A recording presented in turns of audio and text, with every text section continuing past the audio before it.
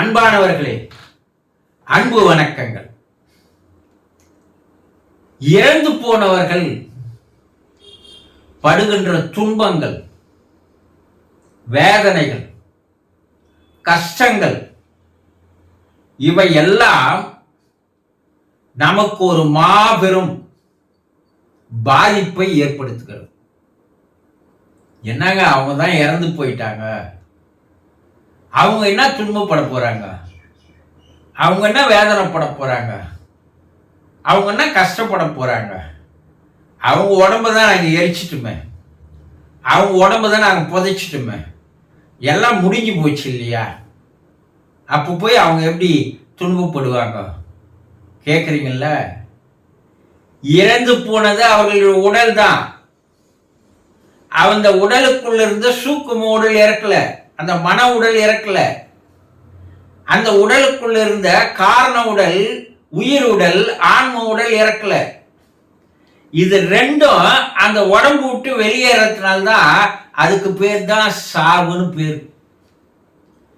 இந்த சூக்கும உடலும் இந்த ஆன்ம உடலும் நம்முடைய உடம்புக்குள்ளதான் இருக்குது. நம்ம 3 உடலை கொண்டு வாழ்ந்து வருகிறோம். அது பல பேருக்கு தெரியறது இல்லை. ஏன்னா இந்த உடம்பை தாண்டி நம்ம உள்ள போறதே இல்லை. இந்த உடம்புல என்ன சுகம் கிடைக்குதோ அதுதான் வாழ்க்கைன்னு நினைச்சிட்டு இருந்தோம்னா, அது விலங்கினங்கள் கூட செய்யுது, பிராணிகள் கூட செய்யுது. அதுவும் சாப்பிடுது, அதுவும் தூங்குது, அதுவும் உடல் சேர்க்கையில் ஈடுபடுது, அதுங்களும் பிள்ளை குட்டிகளை பெற்றெடுக்குது. அப்போ மனிதனுக்கும் விலங்கினங்களுக்கும் என்ன வித்தியாசம் இருக்கு சொல்லுங்க? விலங்கினங்களை விட உங்ககிட்ட ஒரு தனியான ஒரு சிறப்பு இருக்கு, ஒரு மகத்துவம் இருக்கு, ஒரு மாபெரும் ஒரு சக்தி இருக்கு. அதற்கு பெயர் தான் மனம் என்று பெயர். அந்த மன உடல் உங்களுக்குள்ள இருக்குது. இந்த தூள உடலானது இறக்கும் போது அந்த மன உடலும் ஆன்ம உடலும் வெளியேறி போகுது. அந்த சூக்கும உடலை தான் நம்ம ஆவி உடல் என்று சொல்கிறோம். அந்த ஆவி உடலோட ஆன்ம உடல் தான் மேல போகுது.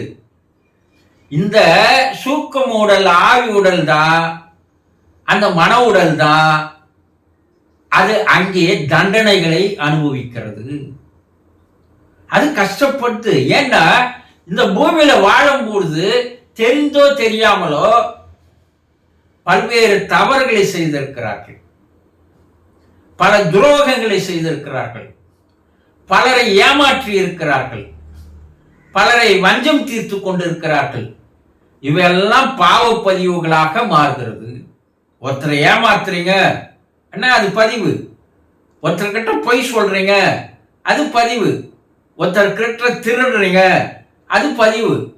ஒருத்தர்கிட்ட ஏமாத்தி பணம் வாங்குறீங்க, அது பதிவு. இவையெல்லாம் பாவப்பதிவுகளாக அந்த மனதில் பதிவாக்குறது. இப்ப இதெல்லாம் எடுத்துக்கிட்டா அது ஆவி உலகம் போகுது.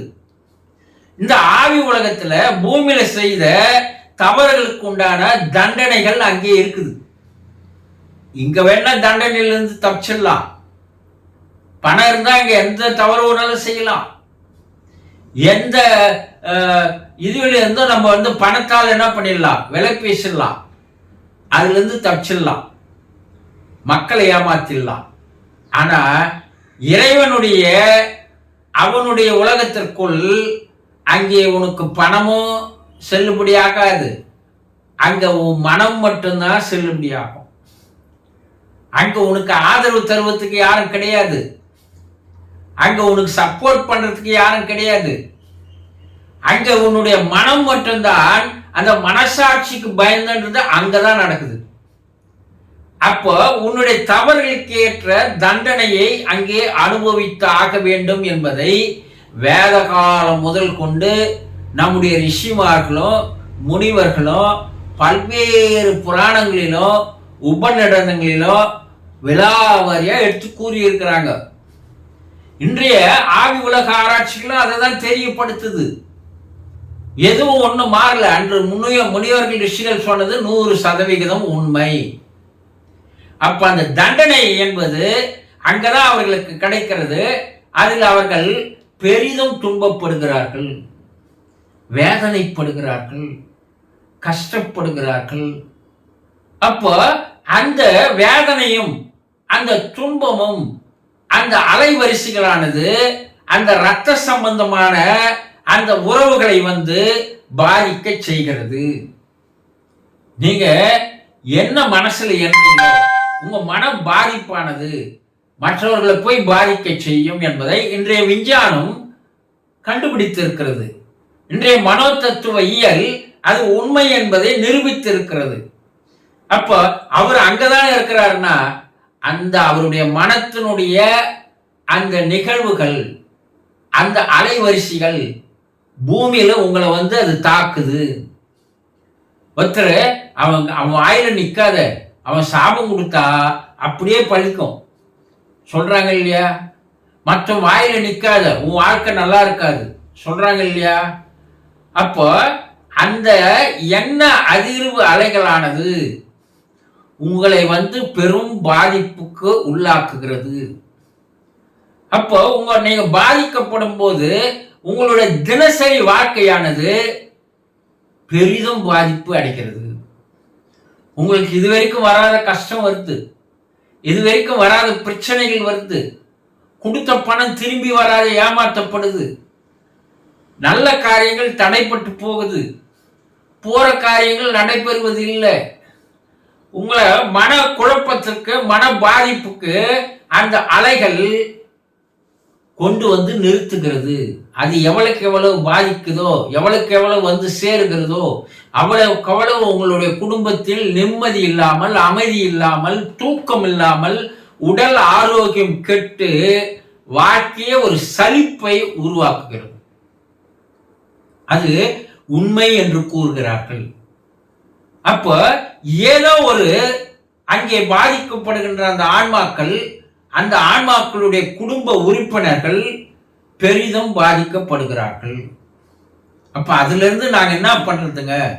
உங்களுக்கு எந்த பிரச்சனைகள் நெடுங்காலமாக இருந்து வருகிறதோ, எது தடைப்பட்டு வருகிறதோ, எதுலெல்லாம் உங்களுக்கு நிம்மதி இல்லாமல் போகிறதோ, ஏன் பிரச்சனைகள் பிரச்சனைகள் பிரச்சனைகள் அதிகமாக இருக்கிறதோ, குடும்பத்துல ஒருத்தருக்கு ஒருத்தர் கருத்து வேறுபாடுகள் மிக அதிகமாகி கொண்டே வருகிறதோ, சண்டை சச்சரவுகள் தினந்தோறும் நடைபெறுகிறதோ, எல்லா கஷ்டத்திற்கும் காரணம் அவர்களுடைய பாதிப்பால் உண்டாகின்ற மன அதிர்வு அலைகள் தான்.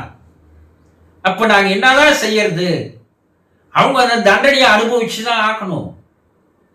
ஏன்னா அவங்க இங்க அதுக்குண்டான காரணத்தோடு தான் போயிருக்கிறாங்க.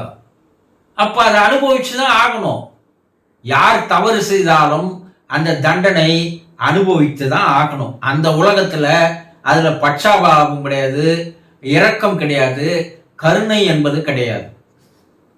அப்ப அந்த பாதிப்பிலிருந்து அவரை ஓரளவு மீட்டெடுக்க முடியும். அது இந்த குடும்ப உறுப்பினர்கள் நாள்தோறும் இறைவனிடம் செய்கின்ற பிரார்த்தனை.